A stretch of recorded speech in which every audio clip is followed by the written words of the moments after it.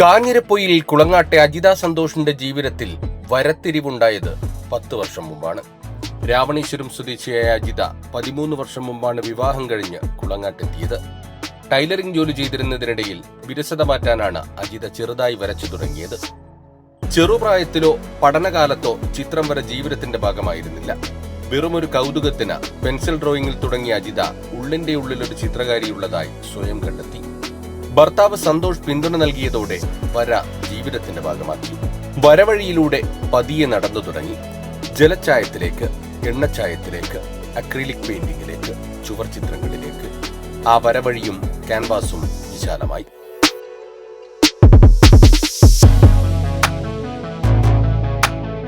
കാഞ്ഞങ്ങാട് വെള്ളിക്കോത്ത് ഇൻസ്റ്റിറ്റ്യൂട്ടിൽ നിന്ന് 1 മാസം ചുവർ ചിത്രരചനയിൽ നേടിയ പരിശീലനം മാത്രമാണ് ചിത്രം വരയ്ക്കുള്ള കൈമുതൽ. പെൻസിലാണ് അധികം പോകുന്നില്ലേ, ആൾക്കാർക്ക് ഇഷ്ടപ്പെടുന്ന പെൻസിലാണ്. ചെറിയ സൈസും വലിയ സൈസും അങ്ങനെ നോക്കി ചെയ്യുന്നുണ്ട്. മ്യൂറൽ പെയിന്റിങ് 1 മാസത്തെ പഠിച്ചു. പഠിച്ചിട്ടില്ല. ഇല്ല, വേറൊന്നും പഠിച്ചിട്ടില്ല. കൂടുതൽ കുറേ അറിയാൻ അല്ല പഠിക്കണം എന്നുണ്ട്. അത് ഞാൻ യൂട്യൂബും അങ്ങനെ നോക്കിയിട്ടാണ് ചെയ്യുന്നുണ്ട് മാക്സിമം. സാരി പെയിൻറ്റിങ്ങും അതെല്ലാം എൻ്റെ ഒന്നിച്ച് മ്യൂറൽ പെയിൻറ്റിങ്ങിൻ്റെ ഒന്നിച്ച് ചെയ്തു നോക്കിയിട്ടുണ്ട്. ഫാഷൻ ഡിസൈനിംഗ് പഠിച്ച അജിത സാരിയിലും ചിത്രങ്ങൾ വരയ്ക്കാറുണ്ട്. വസ്ത്രങ്ങളിലെ ചിത്രം വരയിൽ കൂടുതൽ പരിശീലനം നേടണമെന്നാണ് ആഗ്രഹം.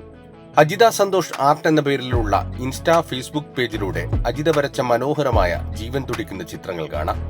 സമൂഹ മാധ്യമങ്ങളിലൂടെ ഉൾപ്പെടെ തേടിയെത്തുന്നവർക്ക് ആവശ്യമനുസരിച്ച് അജിത ചിത്രങ്ങൾ വരച്ചു നൽകുന്നുണ്ട്. വെള്ളിക്കോത്ത് ഇൻസ്റ്റിറ്റ്യൂട്ടിലെ ചിത്രകാരന്മാർക്കൊപ്പം മംഗലാപുരത്തും കാഞ്ഞങ്ങാട് ആർട്ട് ഗാലറിയിലും ചുവർചിത്ര പ്രദർശനം നടത്തിയിട്ടുണ്ട്.